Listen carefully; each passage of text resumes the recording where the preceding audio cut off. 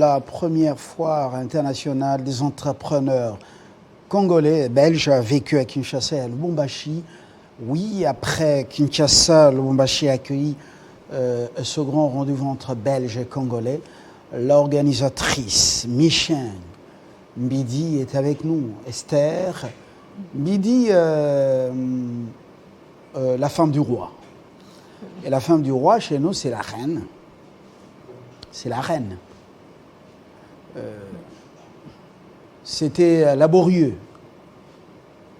Oui. Lubumbashi. C'était laborieux. C'était laborieux, mais le plus important, c'était une grande réussite. Paris gagné? Paris gagné. Alors, André Flao, on peut dire votre parrain, et le président du Sénat, Bahati Lukwebo, voilà, c'est lui qui a accepté que cet événement ait lieu ici, avant l'étape de Bruxelles. Alors, faites-nous la restitution en résumé. Vous dites Paris gagné, Kinshasa, Lubumbashi, les communications riches. Est-ce qu'il y a un document qui les résume? Oui, il y a un document qui les résume. Donc j'ai une réunion aujourd'hui, cet après-midi, avec le président Bahati pour une restitution des 2 foires. Je n'avais pas prévu d'amener les documents ici, mais je vais faire un résumé, ce que j'ai prévu comme restitution. Allez-y, vous êtes en train de le faire maintenant pour le grand public avant. Pour le grand public. Bahati est l'élu du peuple, oui. Alors maintenant vous êtes devant le peuple. Oui, je suis devant le peuple, donc déjà je vais faire une petite synthèse de 2 foires. Donc ici à Kinshasa, nous avons reçu plusieurs start-up, entrepreneurs, PME, PMI, nous avons eu des grandes institutions, des banques, des compagnies d'assurance et nous avions des acteurs politiques. Donc comme j'avais dit avant la foire, voilà, on attendait, c'était un événement rassembleur qui rassemblerait les acteurs politiques et économiques. Nous avons eu le Premier ministre qui a quand même pu accepter répondre présent à la foire, malgré qu'il avait un conseil de ministres, il a dû reporter. Et pour ça, merci pour la considération. Nous avions des députés et sénateurs, nous avions le président de l'Assemblée générale, le président du Sénat, les ministres d'État belges, nous avions l'ambassadeur de l'Union européenne, l'ambassadeur de Belgique, tous étaient présents. Donc du coup, c'est tout le public attendu qui était là et grande surprise, qu'il y avait même des entrepreneurs qui venaient des Bukavu, des Goma et même Lubumbashi.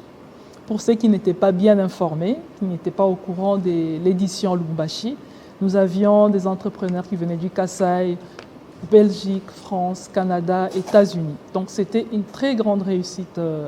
On a eu plusieurs échanges sur les raisons des faillites des entreprises, l'économie agricole, l'économie rurale. On a parlé de l'entrepreneuriat des jeunes, la santé, les assurances. Donc c'était la totale, complet, c'était tout complet. On a évoqué quelques préoccupations et le but est de faire le suivi des préoccupations de la jeunesse et des entrepreneurs, voir comment on pourrait apporter des solutions à la prochaine édition. Et déjà comme retombée, juste avant d'aller à Lubumbashi, comme on avait promis d'être dans les concrets, donc les 2 jours qui ont suivi la foire, j'étais plus à la recherche des solutions, comment avoir des pistes pour l'accompagnement des entrepreneurs. J'ai été reçu par la banque Equity, qui est partant, donc il y a un nouveau département sur les projets sociaux qui sont prêts à accompagner les financements des projets des entrepreneurs, mais seulement après avoir été formés. Et nous avions lancé un fonds de solidarité. Alors, c'est que les entrepreneurs et d'autres tenanciers ou propriétaires des startups doivent suivre une formation dispensée par Equity Bank. Non. BCDC. Non, Equity BCDC. Non, c'est pas ça. Donc nous allons les accompagner. Vous allez les former et ils vont financer. Ils vont financer. Donc parce que comme on l'a dit pendant la foire, il y a beaucoup de personnes qui reçoivent le financement mais qui n'arrivent pas à les gérer. Alors nous, on va préparer ces personnes à les préparer à pouvoir gérer les financements qui leur seraient accordés. On va les former, les coacher, les encadrer et pour qu'ils soient à mesure de gérer ces financements. Et on ne va pas s'arrêter là, il y aura un accompagnement même après le financement. Le but est de voir que ces personnes qui reçoivent ces financements évoluent. Donc comme on vise l'émergence d'une vraie classe moyenne et qu'on puisse relever le niveau de vie des entrepreneurs, on aimerait bien les voir évoluer, suivre leurs activités. Donc c'est un grand boulot qui est derrière tout ça. Donc ça c'était pour Kinshasa. Et voilà, nous sommes allés à Lubumbashi. C'était une grande réussite aussi parce qu'on attendait, on avait prévu 200 personnes, mais nous avons eu presque 400. Donc, 400. Vous étiez débordés. Débordés. Et on a dû changer des salles à 23 heures avant l'événement. On avait pris la salle Bukavu. Et pour finir, on était obligé de prendre les chapiteaux parce qu'on avait plus de gens que prévu. Et c'était aussi la même chose comme à Kinshasa. Le public était mixte, les politiques, nous avions aussi les acteurs économiques, les étudiants, les startups, les entrepreneurs. Il y a eu aussi des expositions des entrepreneurs. Et une chose aussi pour cette réussite, on a été reçus par les gouverneurs. La veille de l'événement, dès l'aéroport, directement, je suis passé voir les gouverneurs qui nous a aussi accueillis, qui accueille cette foire. Et il est enthousiaste pour ce que nous apportons pour le Katanga. Oui, surtout que quand vous êtes sous le chapeau du président du Sénat, oui. Bon, on vous reçoit avec promptitude. Oui. C'est normal. Alors, succès au niveau de la forme, l'événementiel, justement, vous venez de le décrire, richesse des exposés, oui. Des entrepreneurs, hommes politiques, différents secteurs, mais beaucoup de rencontres. Chez nous, leur résolution termine dans les tiroirs. Quand c'est communiqué, vous avez l'impression que ce pays, il a tout en homme. Mais souvent, l'impact n'est pas palpable sur le terrain. Comment va se faire les suivis avant les prochaines foires, les prochaines éditions en Belgique, tout comme au Congo? Comment va se faire les suivis? Oui, déjà pour Kinshasa. Au niveau de gré d'assure, oui. Les politiques, ils ont un agenda chargé. Oui. Gré d'assure. Je sais qu'à un moment donné, vous allez vous affranchir du mentorat de André Flao, de Bati Lukwebo. Comment ça va se faire sur le terrain pour qu'il y ait plus d'impact et qu'on sente que les gens, indépendamment de la politique, entreprennent et ils réussissent? Oui, déjà, comment va se faire les suivis? Nous avons des équipes et des partenaires localement ici, Kinshasa comme Lubumbashi. Et déjà, je vais vous annoncer qu'à Lubumbashi, il y a déjà une formation qui a commencé depuis hier, donc de lundi à vendredi.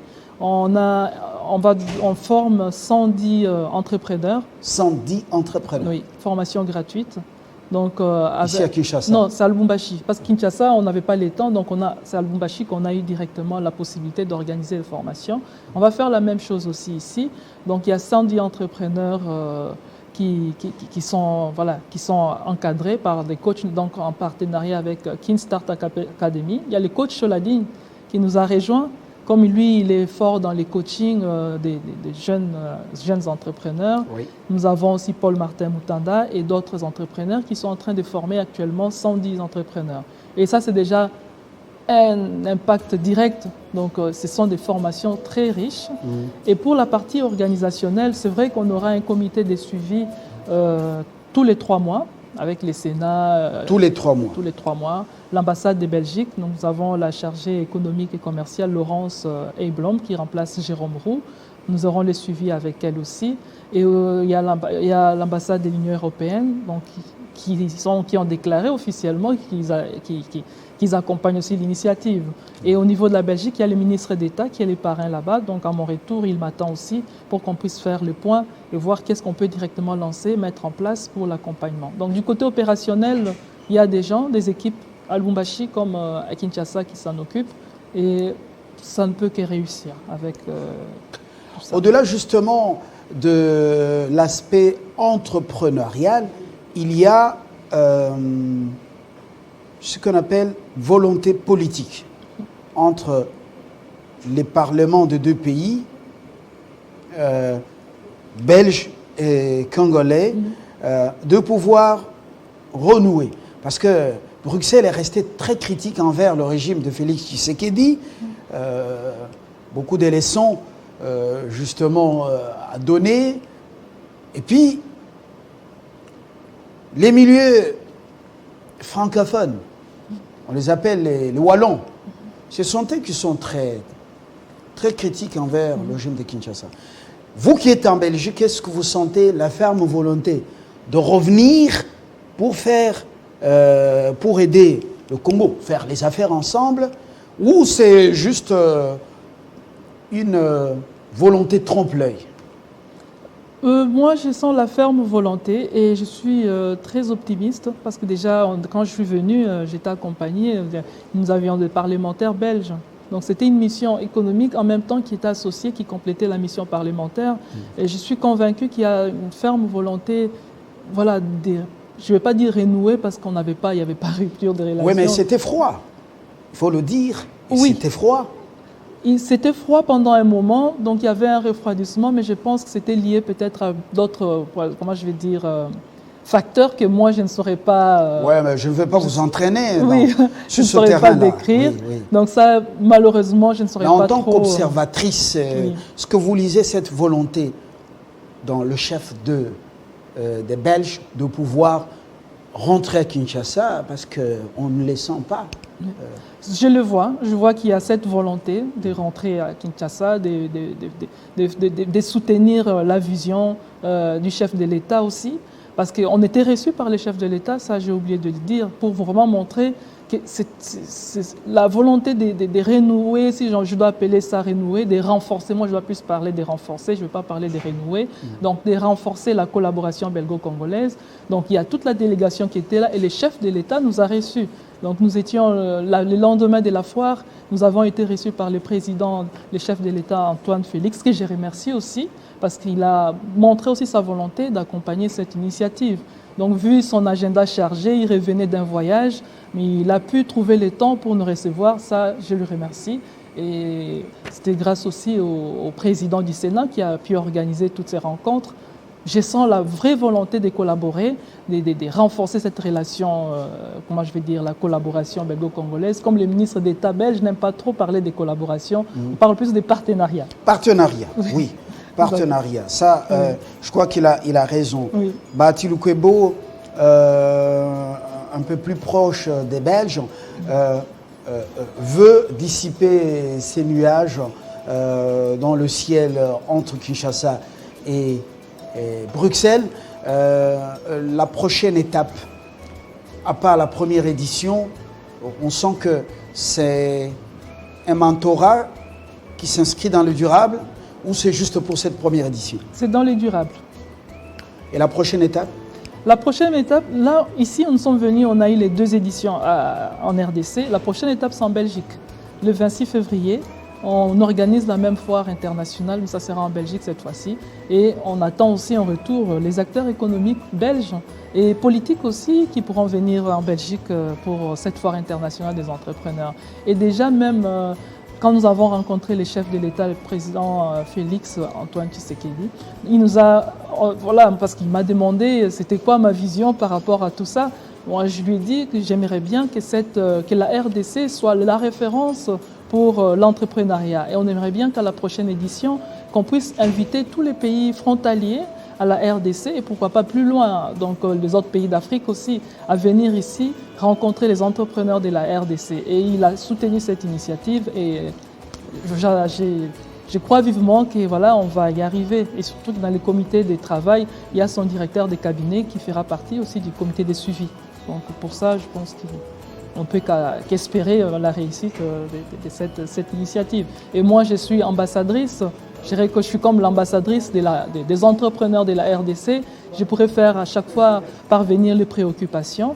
Et j'ai aussi oublié de vous informer qu'on m'a nommée ambassadrice de la jeunesse pour la paix en RDC à l'international. Donc du coup, avec cette mission, j'ai le devoir de chercher le bien-être des entrepreneurs, que ce soit ici en RDC comme à l'international. Donc en mon retour, je serai reçu par le Parlement européen pour encore célébrer cet engagement. Et voilà, félicitations, je crois que ça va porter des fruits. Vous allez faire un plaidoyer juste qui va profiter aux jeunes entrepreneurs congolais. Le rendez-vous de février en Belgique, vous avez durci les mesures, la soupe chimique, c'est la condition pour arriver chez vous? Malheureusement, il y a des choses des conditions qu'on ne peut pas, voilà. Donc ça, c'est par rapport au Covid. Voilà, vous êtes bien conscient que chaque pays a ses normes par rapport à l'entrée, ça, malheureusement, moi, je ne peux pas... Non, on ne vous a pas exigé la soupe chimique pour venir chez nous. Mais chaque pays a ses règles, ses normes, malheureusement. Donc, ça, on ne peut pas discuter sur ça. D'accord, alors tout est dit. Michène Mbidi, Mbidi qui signifie la femme du roi, Esther est à la tête de Gré d'Assur. C'est une ASBEL. Il y a Gré d'Assur, il y a l'ASBEL, donc c'est un peu compliqué. Il y a l'ASBEL, il y a un cabinet conseil, c'est un groupe en fait. D'accord. Mais l'événement est organisé par l'ASBEL. Elle est belge, d'origine congolaise, mais elle est restée attachée aux sources. Grâce à la volonté de Batil Ukebo, le président du Sénat, et de André Flao, le belge francophone, eh ben, cette première foire internationale des entrepreneurs congolais et belges a eu lieu à Kinshasa et la deuxième à Lubumbashi. Prochainement, Goma est aussi ciblé. Peut-être ça sera prêt le rendez-vous de Bruxelles. Oui. Des formations sont organisées, mais je vous conseille de suivre ces formations sur place et de chercher un accompagnement des banques crédibles, vous faire coacher, ça va réussir. Merci d'être venu. Et merci à toi aussi pour le temps et la disponibilité. C'est notre devoir. Merci. En tant que média, mais ce n'est pas moi, c'est Télé 50. Je remercie Télé 50, ça j'ai oublié, c'est quelque chose que je ne devais pas oublier. Je remercie Télé 50 pour l'accompagnement. J'ai suivi même de Lubumbashi tout ce que vous avez fait comme communication. Ouais. Chapeau, c'était la qualité, les images, les messages. Vous avez transmis les messages comme, voilà, c'est comme si on vous avait transmis la vision. Chapeau et merci pour tout. Tout ça gratis, Prodeo, au service du Congo. Ah oui, merci. Bolo Baté, vous êtes un mercenaire. Merci alors, beaucoup. Bon retour en Belgique. Merci. Et puis voilà, prochainement, on sera informé de ce que vous faites. D'accord. Nous gardons le temple pour son développement. À très bientôt, avec le même plaisir. Très bonne journée sur Télé 50.